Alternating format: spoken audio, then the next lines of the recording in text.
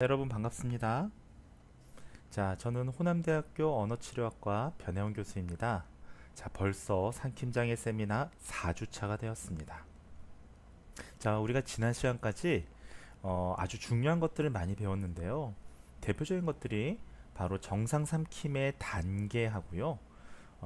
삼킴을 이해하기 위한 여러 가지 해부 생리학적인 메커니즘이었습니다. 특히 마지막에는 영유아의 어떤 삼킴 어떤 구조하고요.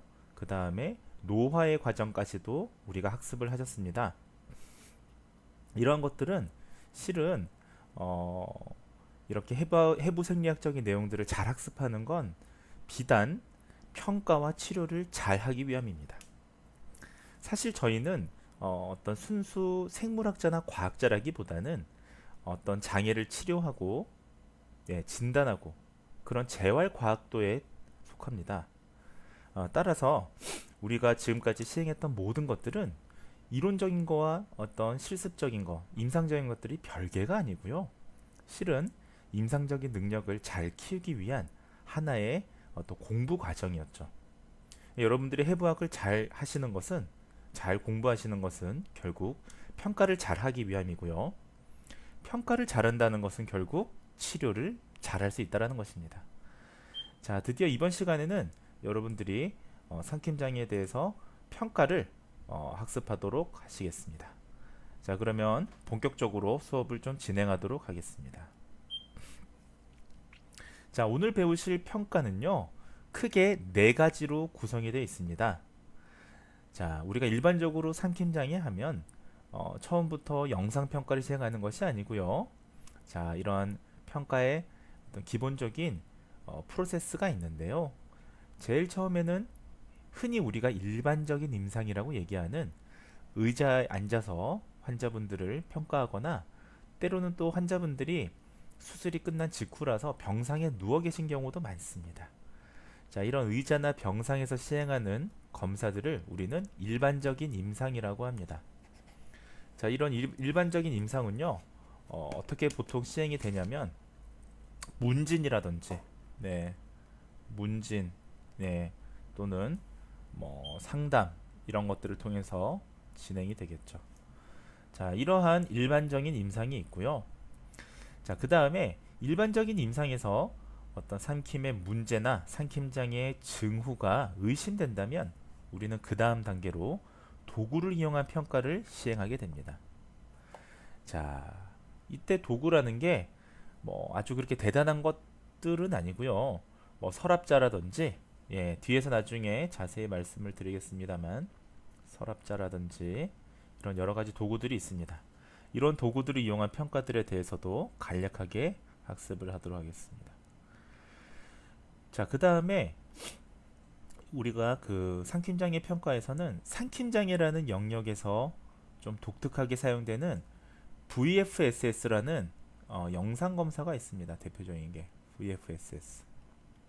자, 자, 이렇게 영상으로 어떤 삼킴의 우리가 눈으로 볼 수 없는 삼킴의 근육들의 움직임이라든지요, 흡인이나 침습 정도를 평가하는 삼킴 장애만의 고유의 평가 방법이 있는데요. 뒤에서 좀 살펴보시겠습니다. 그러니까 이 부분을 여러분들 영상 평가 외에도 뭐 여러 가지 뭐 광섬유 내시경 검사 등등도 있는데요.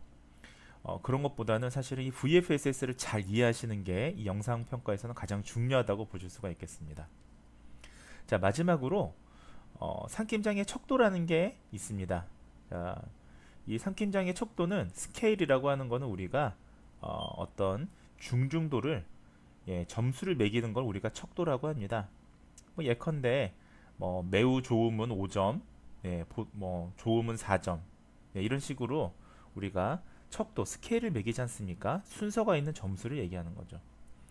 자, 하지만 이런 삼킴장애 척도도 아주 주관적으로 하는 것이 아니고요. 실은 평가자가 주로 영상 평가를 함께 보면서 거기에 대한 결과를 점수화하는 그런 검사 도구가 사용되고 있습니다. 그래서 이 수업 시간에는 삼킴장애 척도는 간단하게 우리나라에서 주로 사용되는 척도에 대한 간략한 소개만 좀 드리려고 합니다. 자, 그래서 오늘 여러분들이 좀 주의 깊게 들으셔야 될 거는 이 중에서 사실 영상 평가가 되겠고요. 나머지 부분들은 이론적인 부분이라기보다는 여러분들이 실제로 이제 병원에서 삼킴 장애 전문 치료사로 이제 근무하시게 되면 실제 어떠한 절차들을 통해서 평가가 진행돼야 될지에 대한 좀 임상적인 내용들이 되겠습니다.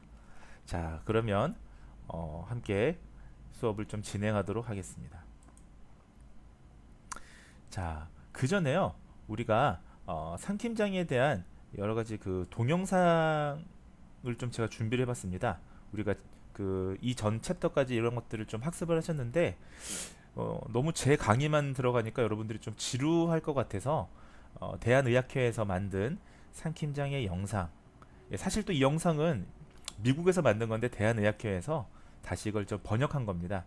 짧은 영상이시니까 지금까지의 복습 차원을 한번 보신다고 생각하시고 같이 한번 보시겠습니다.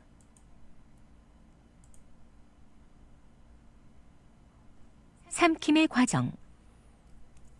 음식을 삼키는 과정은 크게 다음의 6단계로 구분됩니다. 인지기.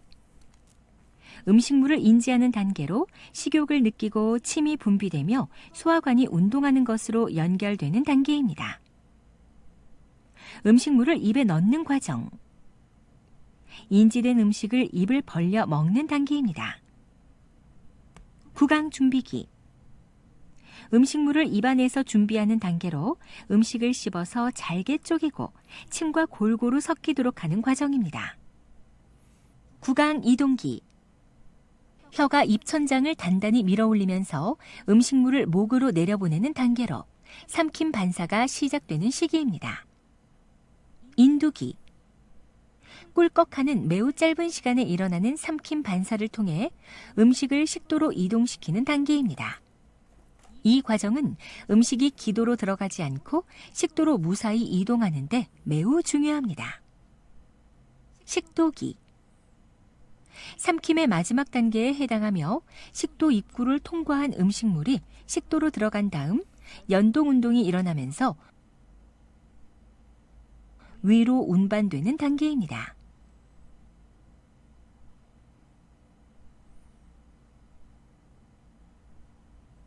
네, 여러분들 짧게 우리가 좀 학습을 하셨습니다. 다소 용어가 좀 다른 것들이 있었지만요.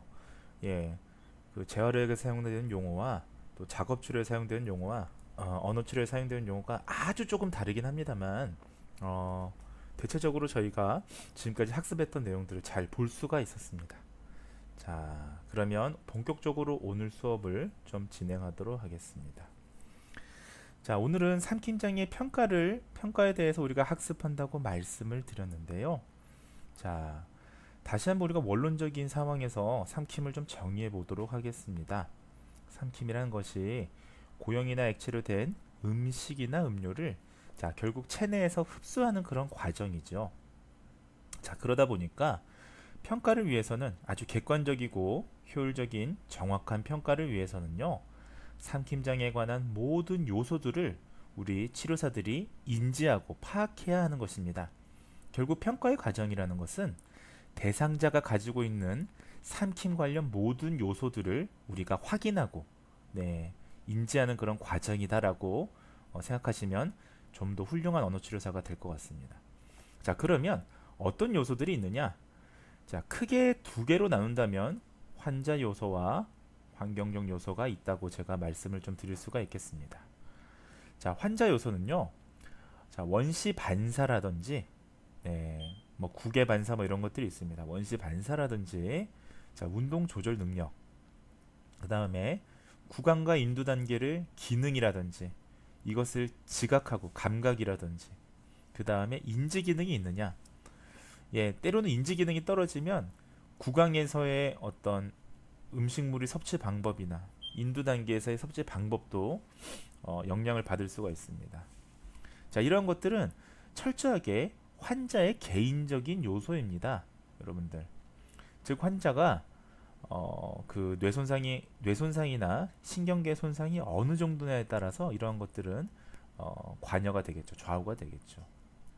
자, 이거 외에도 환경적인 요소가 있습니다. 자, 환경적인 요소란 환자에게 영향을 미칠 수 있는 주변 요소들을 얘기합니다. 예컨대 보호자라든지, 자, 만약에 보호자가 삼킴에 대해서 잘 모르고 있습니다. 예를 들어서 삼킴에 문제가 있는 환자한테 뭐 액체를 준다든지요, 뭐 소금물을 준다든지 뭐 이런 것들 사실 위험한 일이잖아요. 네, 그래서 보호자도 사실 교육이 잘 돼야겠죠. 보호자가 사실 환자에게 영향을 미칠 수가 있습니다. 주거 환경이라든지요, 식이 방법도 마찬가지입니다. 뭐 식이 방법 예를 들면 뭐 음식물을 뭐 가족 모두가 다 빨리 먹는 그런 분들이 계세요. 사실 우리가 가족들이 그 식사하는 방법들이 실은 그 환자들한테도 영향을 미치는데요. 모두가 짜게 먹는다든지, 예를 들면 모두가 빠르게 먹는다든지, 이런 것들 환경적 요소라 볼 수가 있겠습니다. 자, 평가 방법은 다음과 같습니다. 자, 먼저 환자나 보호자를 면담하게 됩니다. 네, 그래서 문제가 무엇인지를 그 임상가가 평가를 하는 거죠. 선별을 하는 거죠. 이때는 사실은 어떤 철저한 규칙이 정해져 있다기보다는 어떤 임상적인 경험이라든지 이런 것들이 이 면담에 좀 많이 작용을 하게 됩니다. 다음에는 병상에서 평가하는 일반적인 임상평가가 있습니다. 제가 아까 말씀을 드렸던 부분인데 뒤에서 좀 자세히 살펴보겠습니다. 자, 그 다음에 일반적인 임상평가가 끝나고 나면 도구를 이용한 비영상평가를 시행하게 됩니다. 자, 굳이 제가 비영상평가라고 한 건 영상장치를 이용해서 하는 평가는 아니고요. 하지만 이때 사용되는 여러 가지 간단한 도구들이 있습니다.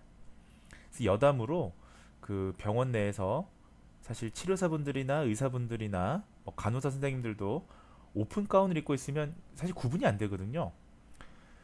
근데 이 삼킴 장애 전문 치료사는 구분이 가능합니다. 예를 들면 화이트 가운에 이 포켓 부분에 숟가락을 꽂고 있다든지요. 네, 이런 것들이 도구거든요. 사실은 비영상 평가에서의 도구인데, 그런 분들은 거의 10명 중에 9분은 삼킴장애 전문가거나 아니면 영양사일 것입니다. 네. 아니면 배가 아주 고프신 분이겠죠. 네. 자, 그 다음에 영상평가가 있습니다. 영상검사. 이게 사실 오늘의 가장 좀 주의 깊게 보셔야 될 부분 중에 하나입니다. 자, 그래서 비디오 투시 조형 검사, 이게 바로 VFSS인데요. 뒤에서 영상을 통해서 간략하게 좀 설명을 드리고자 합니다. 자, 비디오 투시 조형 검사에 대해서 뭐 달달 외우라는 게 아닙니다. 이러한 것들이 삼킴 장애에 고유하게 주로 쓰이는 아주 특수한 영상 검사 장치구나 라는 걸 우리가 아시라는 겁니다.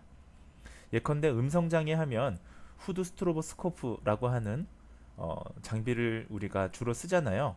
마찬가지로 주로 이제 국가고시에서 과거에 그런 문제들이 나온 적이 있는데요. 그러니까 그런 모의고사로 나온 적이 있는데, 예를 들면 다음 중 삼킴 검사에 해당되는 것은 뭐 이렇게 문제가 물어봤을 때 여러분들이 VFSS라는 검사 정도는 이름을 알고 있어야 된다라는 그런 말이 되겠습니다. 자, 그러면 지금부터 하나씩 살펴보도록 하겠습니다. 자, 먼저 일반적인 임상평가입니다. 자, 우리가 의자에 앉아서 하는 평가나 아니면 환자가 수술 직후라면 병상에 누워서 진행하는 평가가 되겠는데요. 자, 먼저 환자와 보호자의 면담이 제일 처음 이루어지게 됩니다.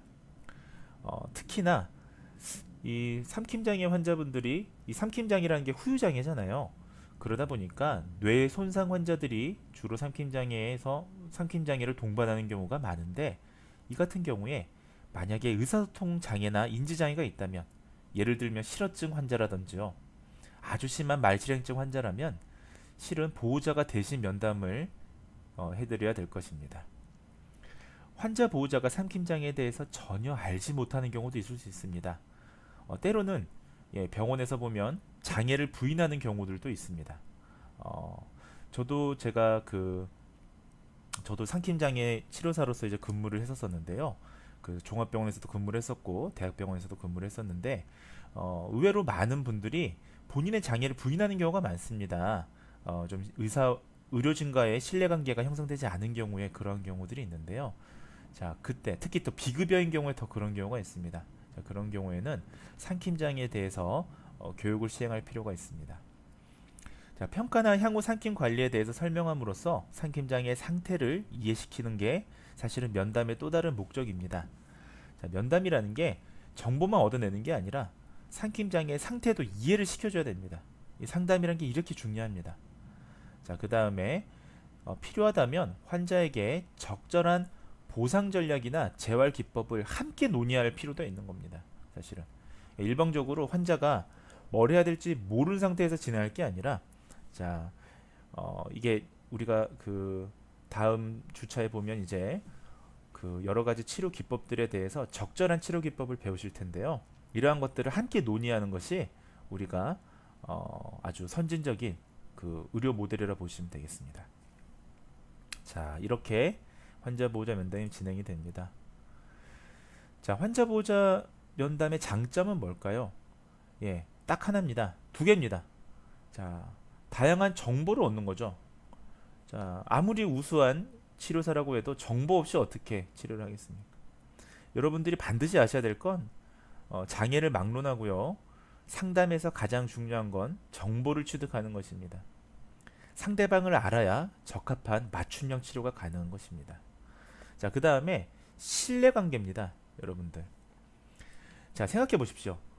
어떠한 설명도 없이 바로 무언가 처치가 들어간다면 그 환자가 얼마나 신뢰를 하겠습니까?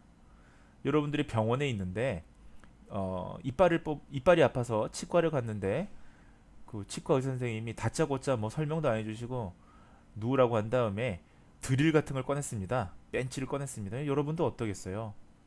두렵고 신뢰가 안 가죠.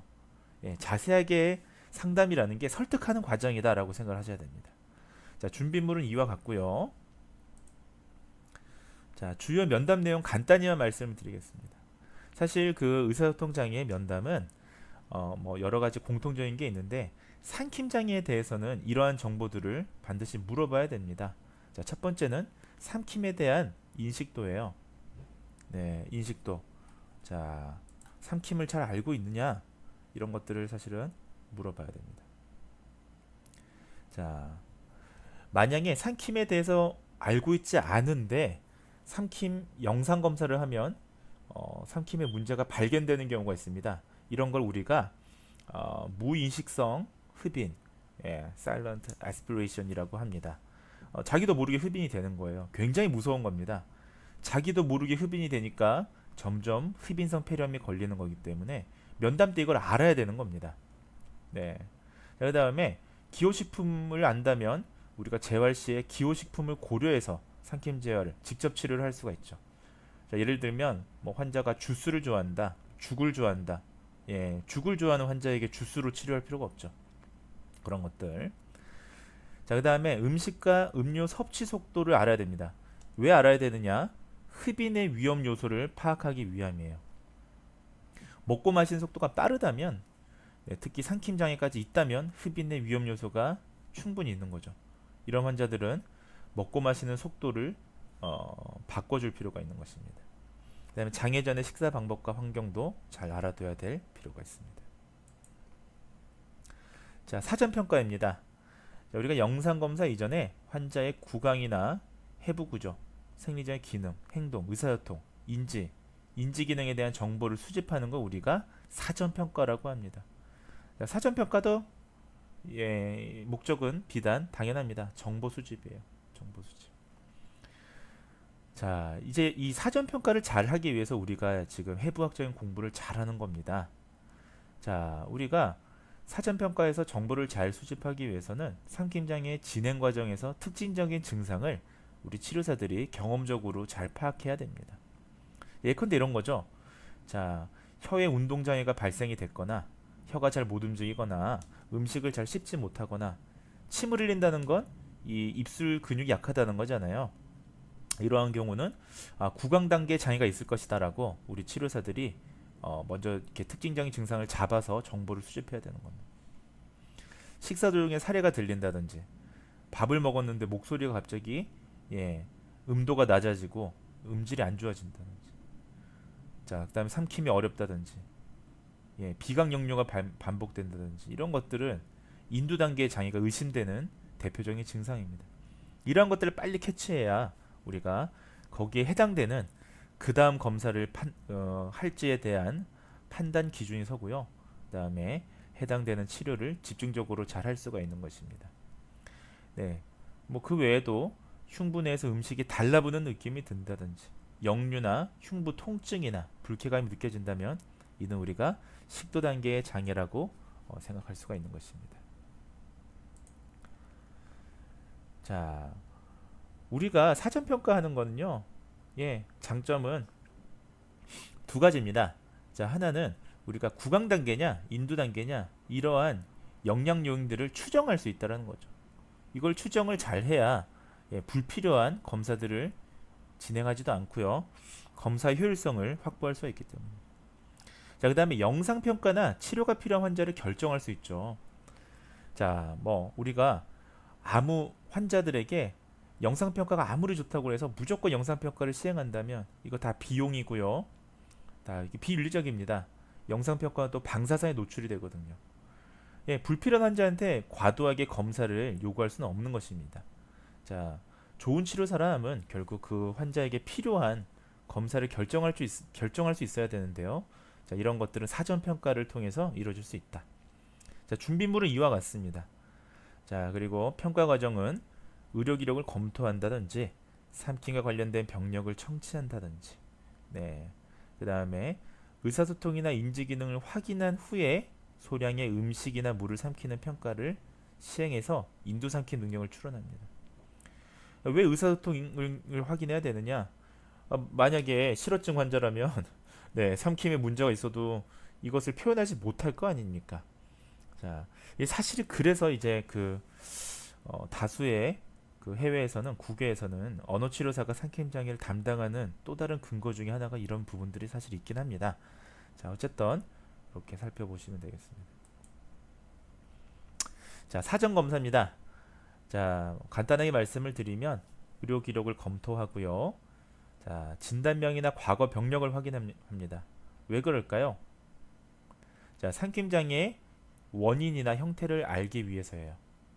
자, 예를 들면 보십시오. 자, ALS 이게 예, 제가 그 칸이 적으니까 원래는 근위식선 축색경화증인데 제가 그냥 루게릭병이라고 적겠습니다.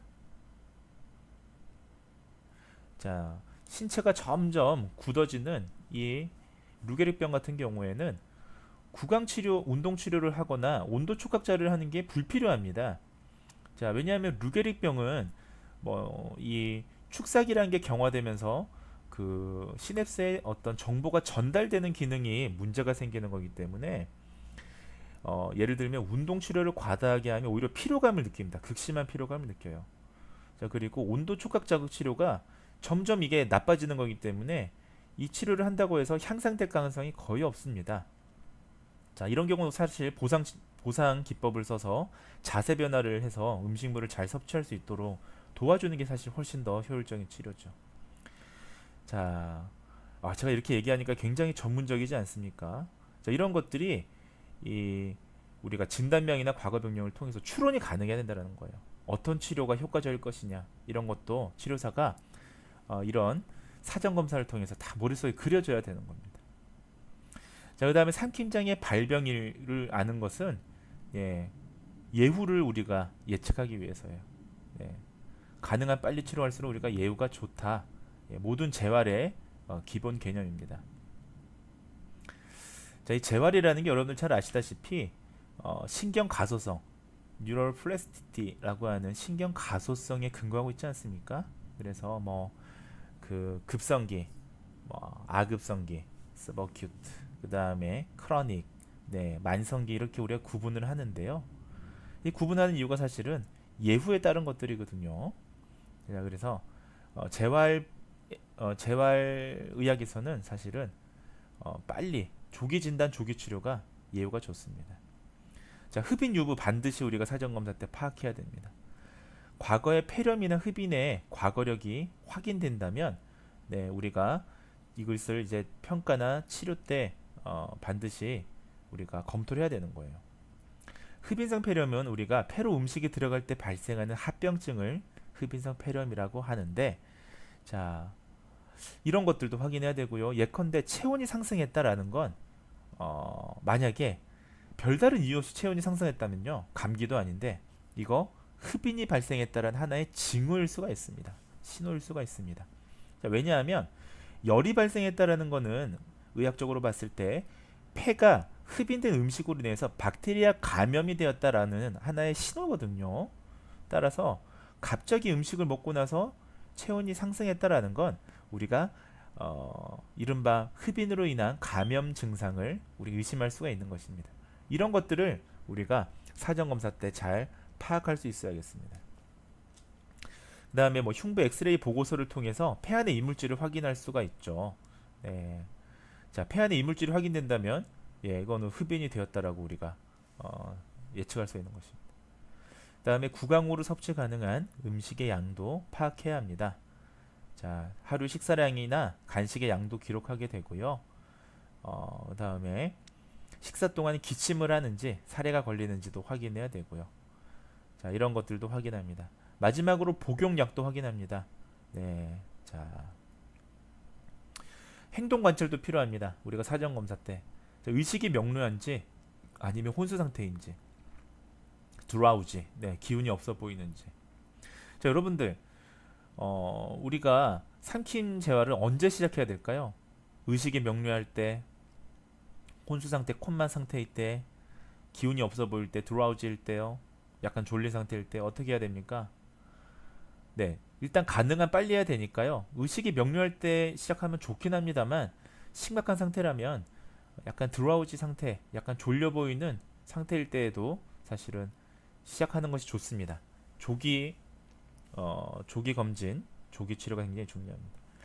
협조적이냐 호전적이냐, 이런 환자들 병원에 굉장히 많아요. 사실은 호전적인 환자분들이 의외로 많습니다.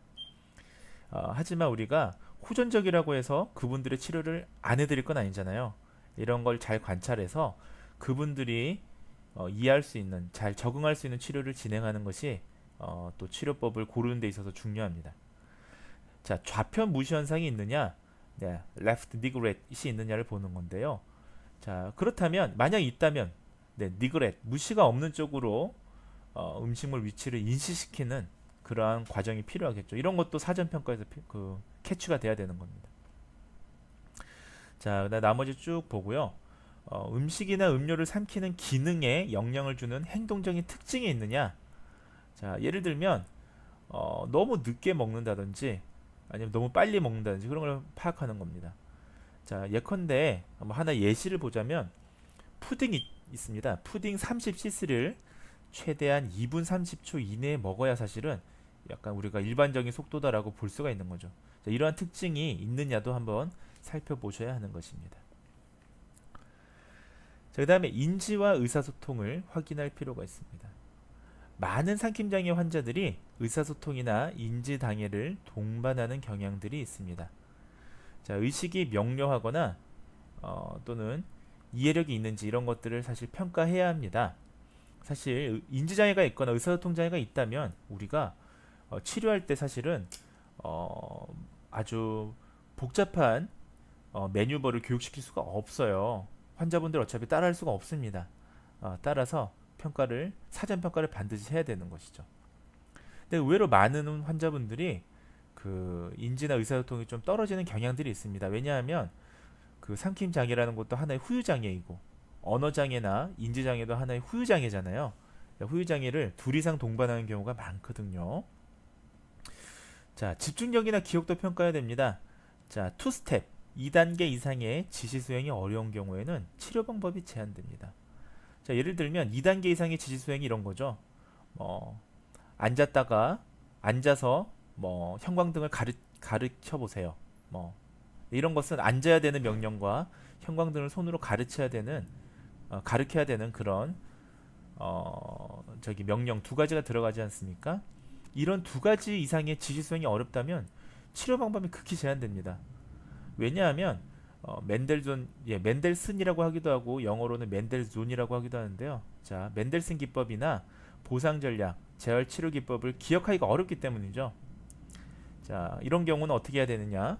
2단계 이상의 지시 수행이 어렵다면 시기 구성을 변화하는 이런 직접 치료 방법이라든지, 자, NMES라고 해서 경부 근육 전기 자극 치료를 이용해야 됩니다. 자, 이런 것들을 이용해야 된다라는 말씀을 드렸고요. 자, 그 다음에 신체 기능 조절이 가능한지를 보셔야 됩니다.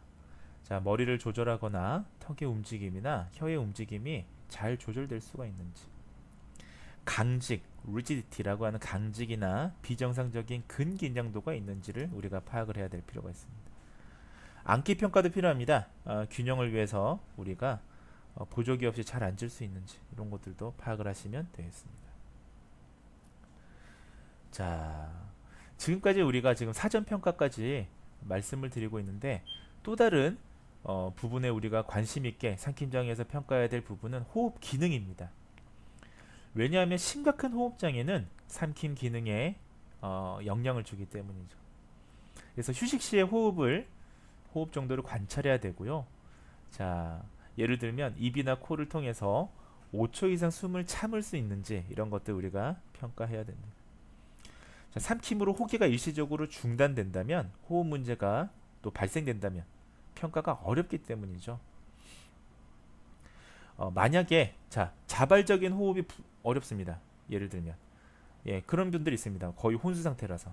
이런 분들은 어떻게 해야 되느냐? 뒤에서 오늘 설명을 드릴 텐데요. 기관절개관이라든지 의학적 환기 삽관을 삽입해야 됩니다. 자, 오늘 후반부에도 중요한 부분 중에 하나가 영상평가하고 하나가 더 있다면 기관절개관, 이게 되겠습니다. 이게 뒤에서 제가 다시 한번 강조를 드리겠습니다. 벌써 나왔네요. 자, 제가 아까 기관절개관이 중요하다고 했는데, 자, 정리하면 자발적인 호흡이 불가능한 무의식 상태라면 어떻게 하냐면 기관을 열어줘서요 산소 공급을 도와줍니다. 자, 생각해 보십시오. 혼수 상태라서 스스로 호흡이 불가능하면, 자, 호흡이 안 되면 어떻게 됩니까? 계속적으로 호흡이 안 되면 신체나 뇌에 산소를 공급하지 못하고, 헤모글로빈이 산소를 공급해 줘야 되는데 공급해 주지 못하면 우리가 인체의 영양 에너지원을 우리가 공급할 수가 없어서 사망에 이르게 되거든요. 자, 그래서 기관절개관이라는 걸 하게 됩니다. 아마 여러분들이 재활의학과를 방문해 본 경험이 있으시면 환자분들 중에서 목에 여기 구멍이 이렇게 있는 플라스틱 장치를 꽂고 계신 분들을 볼 수 있을 텐데, 이게 바로 기관절개관입니다.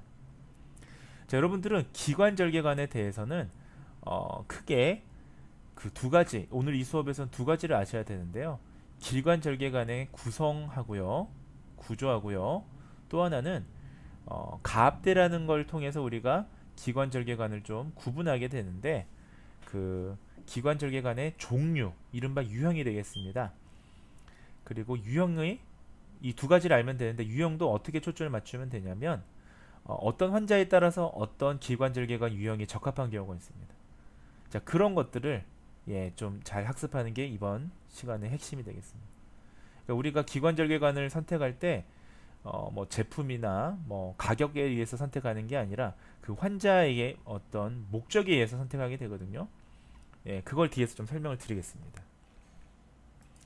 자, 먼저 기관절개관이 무엇인지 한번 제가 영상을 좀 보도록 하겠습니다.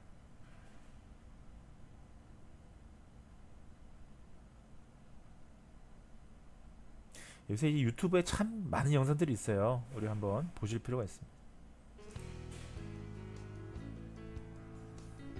손을 씻거나 손소독제를 사용하고 필요한 물품을 준비합니다. 침대에 호디불이 젖는 것을 예방하기 위해 멸균 방수포를 대상자의 흉부 위에 덮어줍니다. 흡인으로 인한 저산소증을 예방하기 위해 흡인 전에 엠부백이나 인공호흡기를 사용해 산소를 이게 2분 지금 정도 기관절개관입니다, 공급하여 여러분들. 과도환기를 그죠? 시킵니다.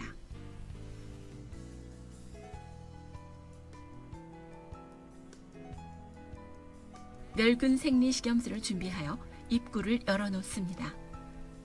대신 목에 있는 적절한 요게 압력으로 흡인기를 켠 다음 멸균 장갑을 착용합니다. 이게 기관절개관입니다.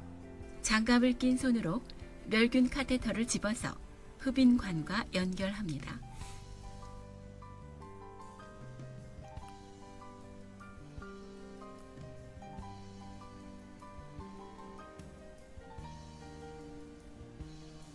멸균 생리식염수를 개봉하여 카테터의 끝을 멸균 생리식염수 용기에 넣어 생리식염수를 통과시킵니다.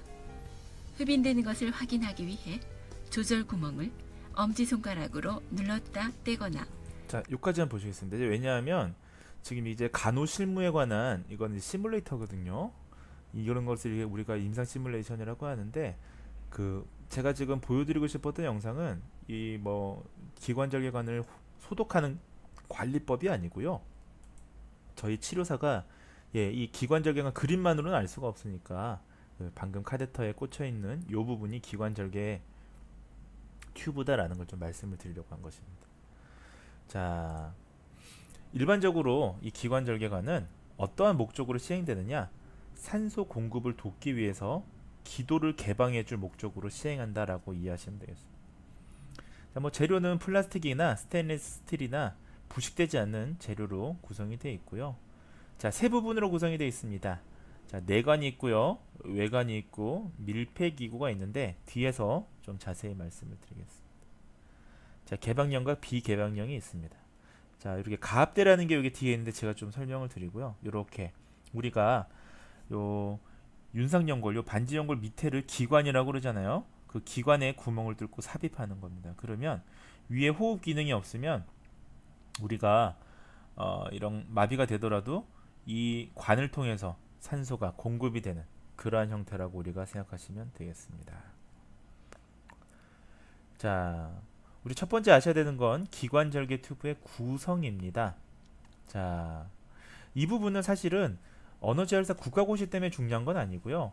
실제로 여러분들이 혹시라도 재활의학과에서 혹시라도 삼킴장애를 담당하게 된다면 적어도 기관절개 튜브의 구성 정도는 알고 있으셔야 될 것 같거든요.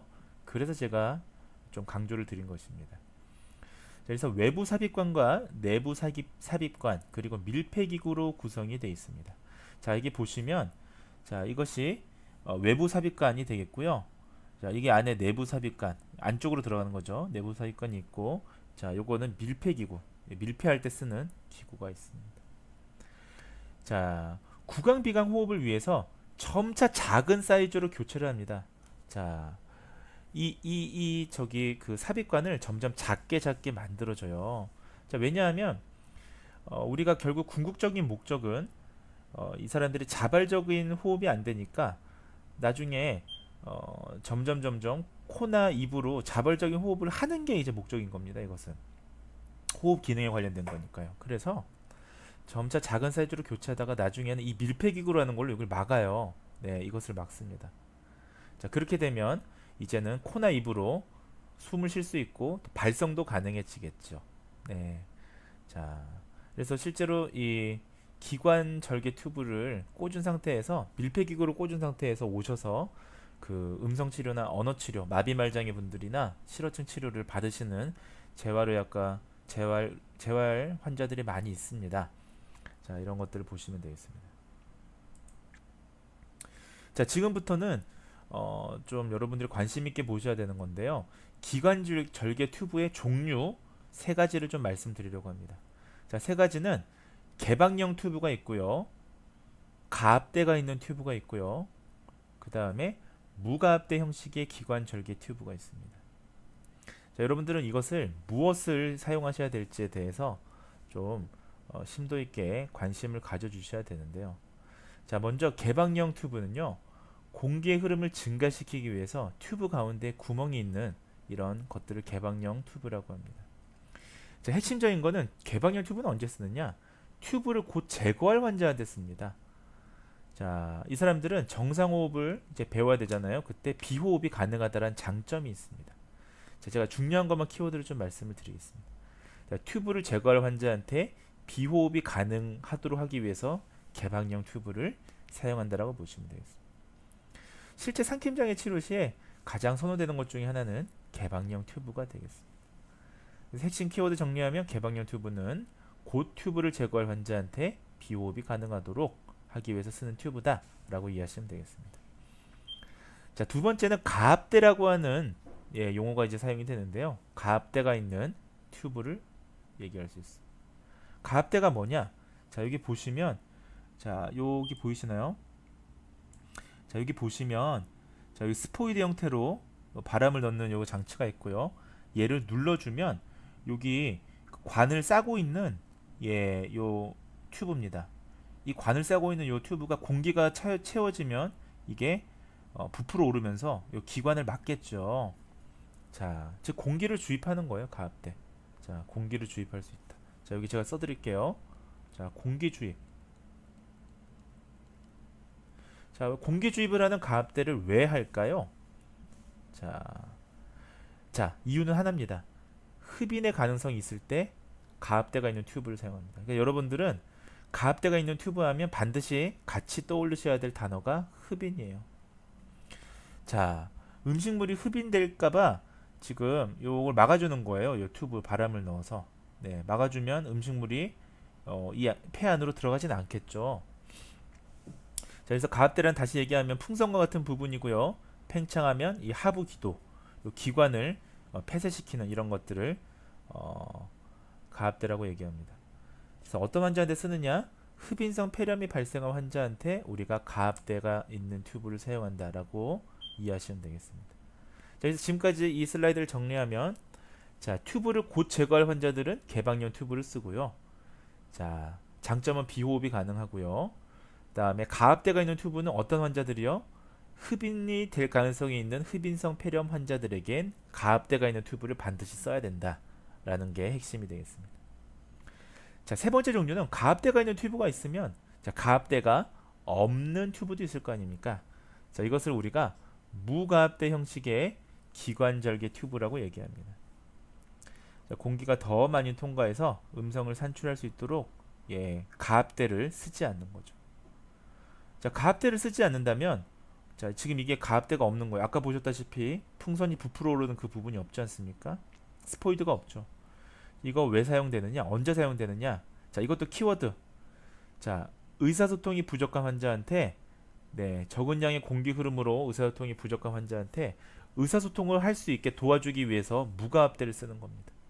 자, 아까처럼 그걸 막아버리면요, 공기가 위로 갈 수가 없기 때문에 우리가 발성이 아예 부족해 할 수가 없습니다. 근데 이제 무가압대 형식 같은 경우는 어떻다? 자, 발성이 가능하겠죠. 발성이. 그래서 발성을 좀 하고 싶다 할 때는 무가압대 형식을 씁니다. 다만 이 경우에는 자, 흡인 있어서는 되겠습니까? 안 되겠습니까? 예, 흡인이 있어서는 안 되는 겁니다. 자, 흡인이 없는 환자한테 무가압대 형식의 기관절개 튜브를 사용할 수 있다. 자, 이렇게 이해하시면 되겠습니다. 그래서 앞서 살펴보셨던 자, 개방형 튜브, 그 다음에 가압대가 있는 튜브, 그리고 무가압대 형식의 기관절개 튜브에 대한 우리가 각각의 특징들을 잘 이해하시기 바랍니다. 자, 우리가 의학적 환기 삽관이라는 게 있습니다. 또 다른 건데요. 우리가 이것은 가압대가 있는 기관 삽관하고는 다르게요. 의학적 환기 삽관은 더 안정적으로 기도 확보가 필요한 경우입니다. 우리가 흔히 이제 속된 말로 콧줄이라고 표현을 하지 않습니까? 자, 이런 것들을 우리가 의학적 환기 삽관이라고 부릅니다. 자, 이것은 튜브를 입이나 코나 이런 걸 통해서 기관지 아래쪽까지 이렇게 넣어서 그것으로 음식물을 투입하거나 하는 방법을 쓰는 것입니다. 이때 후두마비나 후두 부종 등을 주의해야 됩니다. 자, 여러분들 혹시 음성장애 수업을 들으셨는지 모르겠는데요. 음성장애 중에서 혹시 유가종이라는 거 기억나십니까? 유가종.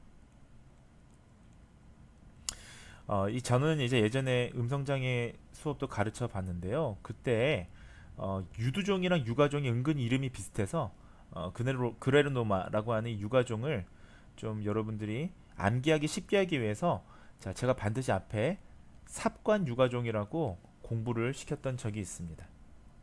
자, 유두종은 바이러스가 이제 원인이고요.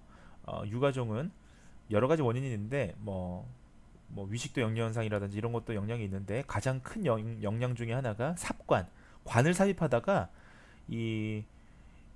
우리 기도는 보면 이렇게 점막 구조로 되어 있단 말입니다. 입술 안에 있는 멤브레인 이렇게 아주 얇은 점막 구조라서 관을 삽입하다 긁어버리면 어떻게 되겠습니까? 이렇게 부풀어 오르면서 예, 그 부분이 부종, 물집 같은 게 생깁니다. 그게 바로 삽관, 유과종이거든요. 대표적인 원인이 삽관인데 이 삽관할 때 이런 의학적 환기 삽관하다가 그런 경우들이 생기니까 조심하셔야 됩니다. 자, 삽관이 제거될 때까지 삼킴장애 치료가 어렵죠. 어렵죠. 이물질도 들어가 있고요. 예. 자, 그래서 의학적 환기 삽관의 대표적인 우리가 종류인 NG 튜브, 네스가스틱 튜브를 한번 보시도록 하겠습니다.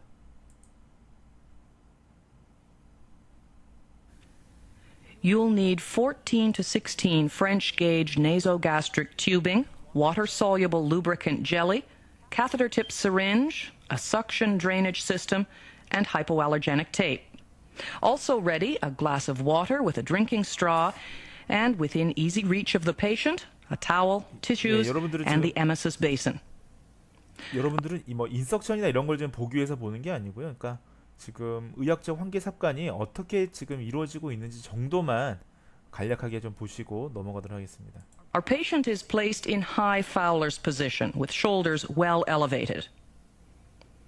We gauge the length of tube to be inserted by measuring from the tip of the nose to the earlobe to the xiphoid process. Mark the length of tube to be inserted with a bit of tape. We can create a gentle curve in the pliable tubing by winding 4 to 6 inches of tube tightly around the index finger. Then lubricate the end of the tube to be inserted. 3 or 4 inches should do. Have the patient extend his neck back against the pillow and begin the insertion with that slight curve pointing down. Proceed slowly, guiding the tube along the floor of the nasal passage, aiming down toward the ear until you're just 예, 지금 이게 지금 삽관이죠. 예, 이렇게 삽관에서 이렇게까지 들어가서 영양분이나 이런 것을 이제 공급한다라고 보시면 되겠습니다. 자, 이 정도만 보고 넘어가도록 하겠습니다. 자, 그 다음에 구강 근긴장도를 우리가 평가를 해야 됩니다. 자, 구강 준비 단계나 구강 단계의 기능을 평가하기 위해서 시행하는 것이 구강 근긴장도 평가라고 보시면 되는데요. 자, 이것은 우리가 마비말장애 평가랑 굉장히 유사합니다. 자, 마비말장애도 휴식 시 가만히 있을 때 안면 비대칭성, 예, 시마스틱 한지 이런 것들을 보는 거거든요. 그래서 휴식 시 안면 비대칭성 등을 기록하게 되고요. 자, 그 다음에 볼 근육의 긴장도를 또 평가하게 되고요. 입안 쪽 상태도 평가하게 되고 침 흘림이 있는지 혀의 위치가 중앙선에 위치한지. 자, 이 혀의 위치가 중앙선에 위치한다라는 거, 네, 잠시만요. 혀의 위치가 중앙선이냐, 또 혀를 내밀었을 때 오른쪽 왼쪽으로 치우쳐 있느냐. 이거 뭘 보기 위한가요? 마비된 쪽을 보기 위한 거예요. 자, 만약에 혀가 이렇게 휘어져 있습니다. 그럼 여러분들 1번이 마비된 겁니까? 2번이 마비된 겁니까? 예, 1번이 마비된 거예요. 자, 왜냐? 마비된 쪽으로 치우칩니다. 우리가 마비된 쪽으로 치우침. 글씨가 좀 악필이죠? 네. 자, 마비된 쪽으로 치우친다라고 생각하시면 됩니다. 이런 것들을 잘 파악하시는 게 좋습니다. 자, 그 다음에 구강 감각 기능도 평가해야 됩니다. 운동 기능만 파악할 게 아니라 감각, 운동 같이 평가를 해야 되는데요. 자, 면봉이나 서랍자를 이용해서 이렇게 눌러주면서 그 부분을 인지하는지, 감각이 느껴지는지를 물어봐야 됩니다. 자, 그 다음에 구강 운동 기능도 평가해야 됩니다. 자, 뭐 볼이나 입술, 혀나 영국의 움직임을 평가하게 되는데요. 나머지를 한번 쭉 보시고 연구계 같은 경우는 어떻게 우리가 움직임을 평가할 수 있느냐? 가장 간단한 게 그 음절 형태로 우리가 산출하는 거예요. 그래서 언어치료사가 이런 거 좀 삼킴장애가 좀 어울립니다. 예컨대 제가 한번 영상에서 한번 보여드릴게요. 가 할 때 가가가 할 때 이게 지금 영국의 파열음이니까 파열되기 위해서 네, 혀가 영국에 부착됐다가 파열되지 않습니까? 이런 움직임 인지를 관찰해야 되는 거예요. 자, 나머지 그다음 입술 같은 경우는 이, 우, 오 이렇게 입술 들레군이 잘 되는지 파악하고 뽀뽀 이렇게 하듯이 이렇게 하고 서랍자로 눌러줍니다. 그래서 힘도 파악하게 되고 혀의 좌우 운동, 전후 운동을 파악하게 되죠. 이 구강 운동 기능 이거는 실제로 마비 말장의 평가하고 상당히 유사합니다. 자, 그렇게 이해하시면 되겠습니다. 자, 그 다음에 인두 기능을 평가해야 됩니다. 자, 이렇게 많습니다. 우리가 평가할 때. 이렇게 많으니까 우리가 사전 지식을 많이 알아둬야 되는 거죠. 자, 연구계의 기능을 평가하는데요. 손상이 되면 과비성이나 과소비성 이런 것들이 생기게 되고 음식물이 코로 역류되는 그런 문제가 생길 수 있거든요. 그래서 반복 산출을 통해서 영국의 움직임과 입천장 인두근의 움직임을 관찰해야 됩니다. 자, 발성 시에 과비성도 관찰할 수 있죠. 과비성이 있다라는 건 뭘까요? 이거는 자, 연인두 폐쇄 부전을 우리가 VPI라고 그러죠. 자, 벨로파르자닌 컴포트 인서피시언트 연인두 폐쇄 부전을 우리가 의심할 수가 있는 것입니다. 자, 그 다음에 구역 반사가 있는지도 한번 보는데요. 만약 구역 반사를 했을 때 동시에 대칭적으로 이게 수축해야 되거든요. 예, 우리가 그 구역질 할 땐 좌우가 같이 동시에 수축해야 되는데 한쪽만 수축한다면 이건 한쪽 연구계가 마비되어 있다라고 보실 수가 있습니다. 근데 이제 문제가 뭐냐면 항상 정확한 건 아닌 게 구역 반사는 한 정상인의 10명 중에 3명 정도는 구역 반사가 없는 경우도 있어요. 무감감하신 분들도 있습니다. 자, 후두 기능. 예, 이런 것들 때문에 우리 언어치료사가 사실은 상킴장애를 국외에서는 많이 담당하고 있습니다. 후두를 직접적으로 관찰하기 어렵잖아요. 그래서 우리가 후두는 간접적으로 관찰합니다. 자, 어떻게 하느냐? 자, 촉지를 통해서 후두 거상이 감소되는지를 보는 거예요. 자, 그 음식물을 삼킬 땐 후두가 올라가야 됩니다. 자, 후두 외부 근육의 역할이 사실 후두를 거상하는 거지 않습니까? 그런 것들을 보고요. 자, 혹시나 음식물을 먹고 난 이후에 쉰 목소리나 가래가 낀 듯한 목소리나 기직성의 목소리가 있는지 이런 것들도 파악해야 되고요. 자, 만약에 기침이라든지 목 가다듬기가 너무 약하다면 이는 음식물 제거 능력이 약해서 그렇다라고 우리가 좀 추론해 볼 수 있는 것입니다.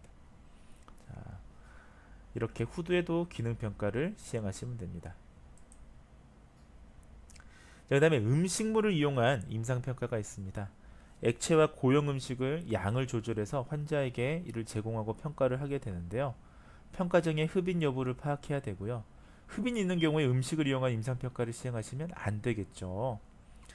자, 제가 지금 참고하고 있는 교재에는 여러 가지 이제 삼킴장애 점검표라든지 음식을 이용한 평가 과정이라든지 이런 것들이 선별검사 도구라든지 이런 것들이 잘 나와 있으니까 혹시나 관심 있으신 분들은 그 삼킴장애라고 하는 책을 한번 보시면 되겠습니다. 자, 우리가 음식을 이용한 평가를 할 때 한 가지 원칙만 좀 말씀을 드린다면, 자, 액체 같은 경우는 진한 농도에서부터 시작해서 묽은 액체로 해야 됩니다. 자, 이 단계가 있습니다. 나중에 아마 치료를 설명하는 챕터에서 좀 자세하게 설명을 드릴 텐데, 처음부터 묽은 액체를 하게 되면 어떻게 됩니까?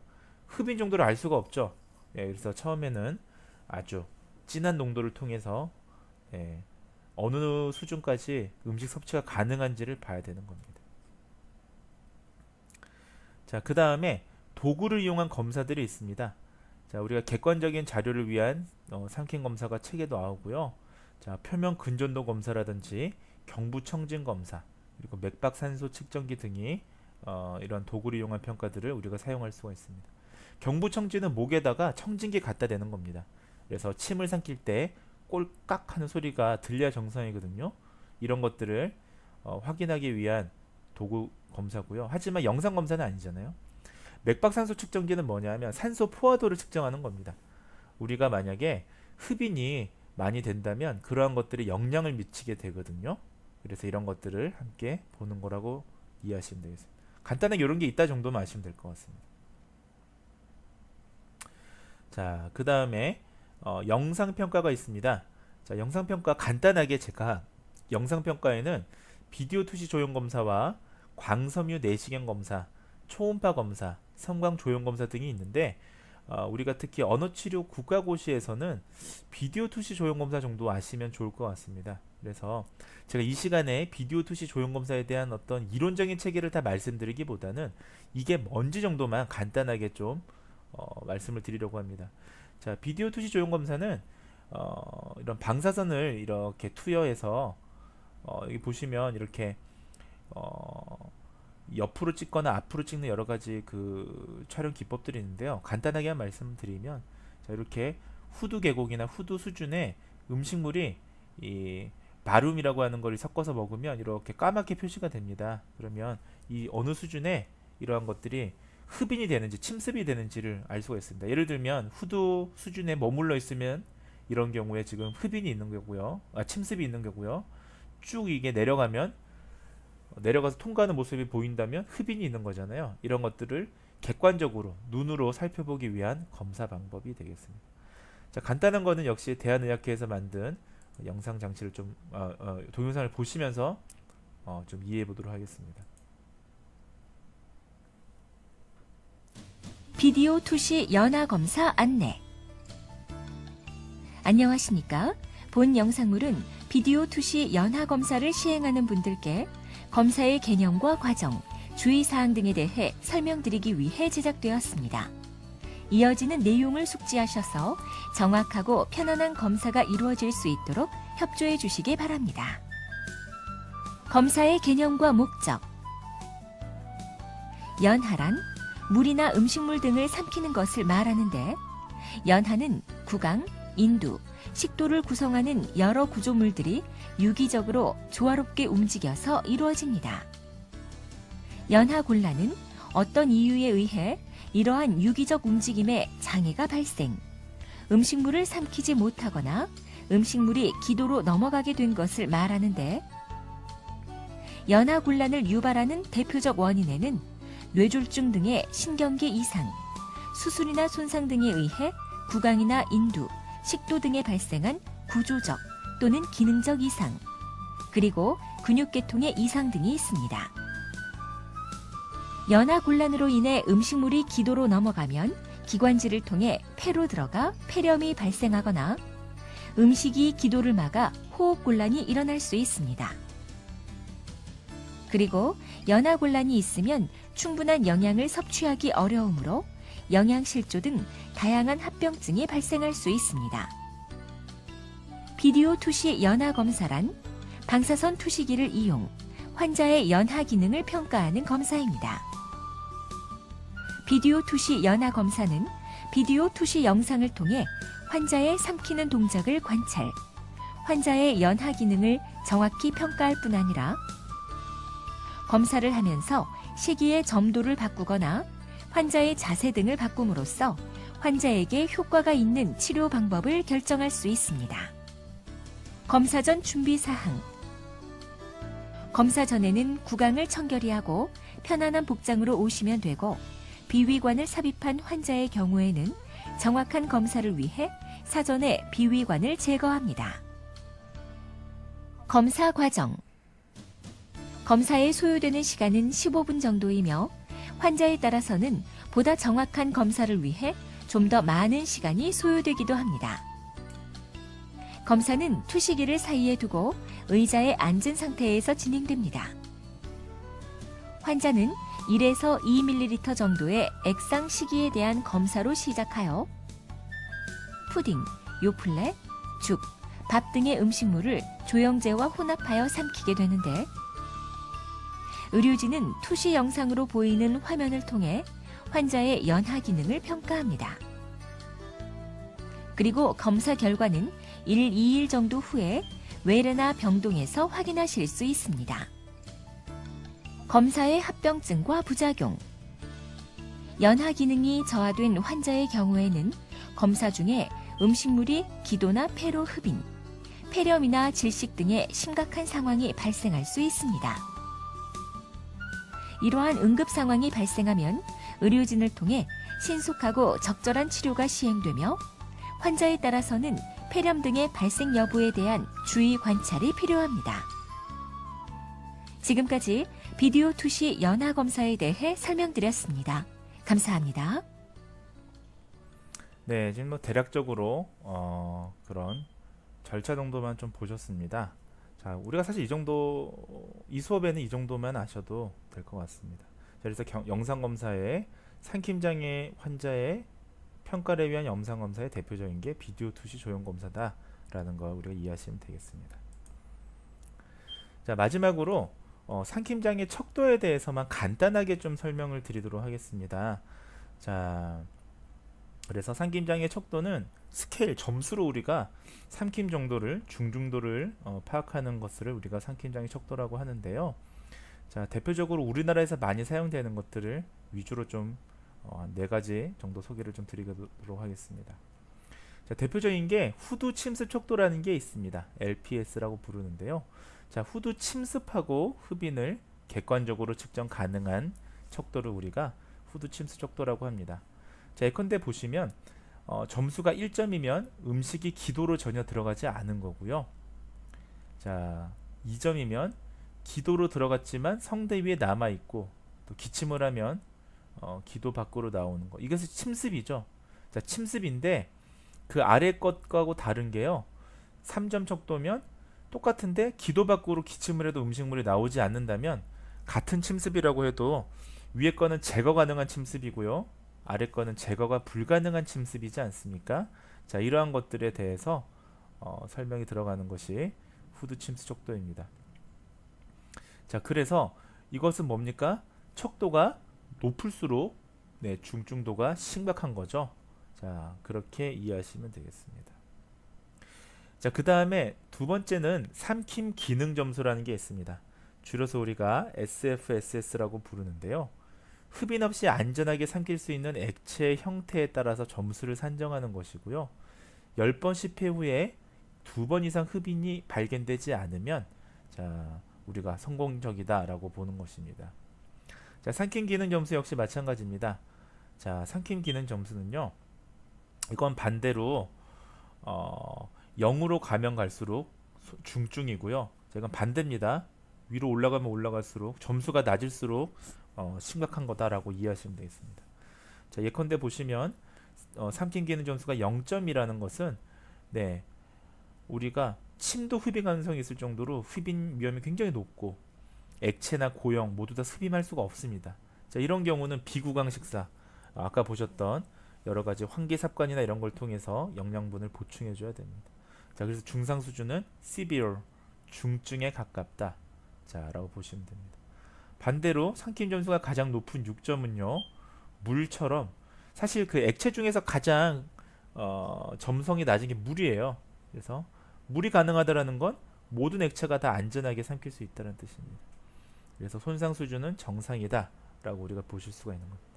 자, 그래서 우리의 후두 침습 척도와 삼킴 기능 점수는 점수의 그 스케일을 해석하는 게 다르죠. 자, 그런 부분들을 좀 주의 깊게 보시면서 넘어가도록 하겠습니다. 그 다음에 임상 삼킴 척도라는 게 있습니다. 이건 이제 우리나라에서 개발한 겁니다. 서울대학교에서 1998년도에 개발을 했고요. 자, 이거는 그 중에서도 뇌졸중으로 인한 삼킴 장애를 선별할 목적으로 만든 게 바로 이 검사였습니다. 자, 서울대학교 재활의학과 팀이 뇌졸중으로 인한 삼킴 장애를 선별할 목적으로 개발했고요. 자, 총점은 100점입니다. 자, 점수가 아주 이렇게 디테일하다라는 건 아주 자세하게 우리가 평가할 수 있다라는 장점이 있죠. 자, 이것도 역시 점수가 높을수록 심합니다. 자, 그래서 하나씩 보시면 만약에 브레인스텀에 병변이 있으면 0점이고요. 브레인스텀에 병변인, 리즌이 있으면 5점으로 이렇게 적정을 하죠.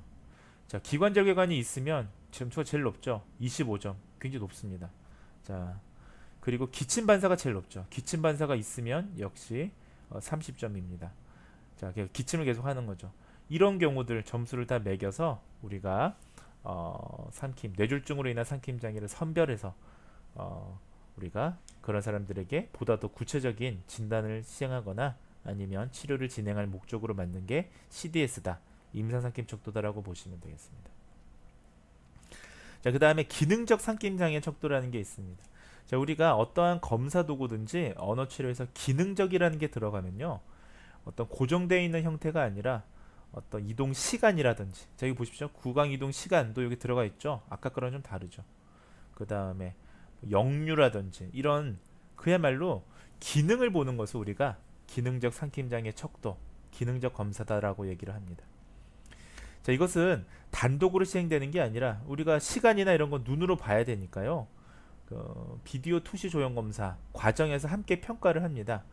그래서 실제로 저도 이제 그 삼킴장애 치료사로 일을 할 때요. 그 언어 치료사이지만 저도 이제 삼킴장애 치료사로 이제 활약을 했었는데 그때 우리가 한 달에 한 번씩 예, 이제 그 환자분들이 비디오 투시 조형 검사를 통해서 회복 정도를 판단을 하세요. 자, 그때 제가 제일 많이 받아봤던 척도 평가는 이 FDS였습니다. 그래서 FDS가 왜 많이 되냐면 그 비디오 투시 조형 검사 과정에서 제일 많이 사용되기도 하고요. 또 보시다시피 기능적인 부분들이 많이 들어가 있기 때문에 삼킴 치료에 더 많은 정보를 제공해 준다는 장점이 있습니다.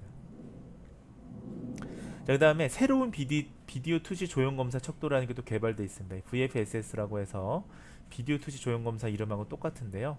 이것도 역시 비디오 투시 조형 검사 과정에서 이용이 많이 되고요. 이것도 임상에서 좀 많이 사용되는 것 같습니다. 총점은 100점이고요. 점수가 낮을수록 정상 기능이라고 볼 수가 있고요. 자, 이것도 역시 기능적인 부분에 초점을 둡니다. 그래서 뭐 몇 가지만 보시면 예, 역시 마찬가지로 구강 이동 시간이나 인두 지연 시간까지도 같이 보죠. 네, 이런 것들을 통해서 우리가 기능적인 부분을 파악할 수 있다라고 볼 수가 있겠습니다. 자, 오늘 좀 강의가 길었습니다. 자, 그래서 오늘 사실 평가에 대한 아주 여러 가지 내용들을 말씀드렸는데요.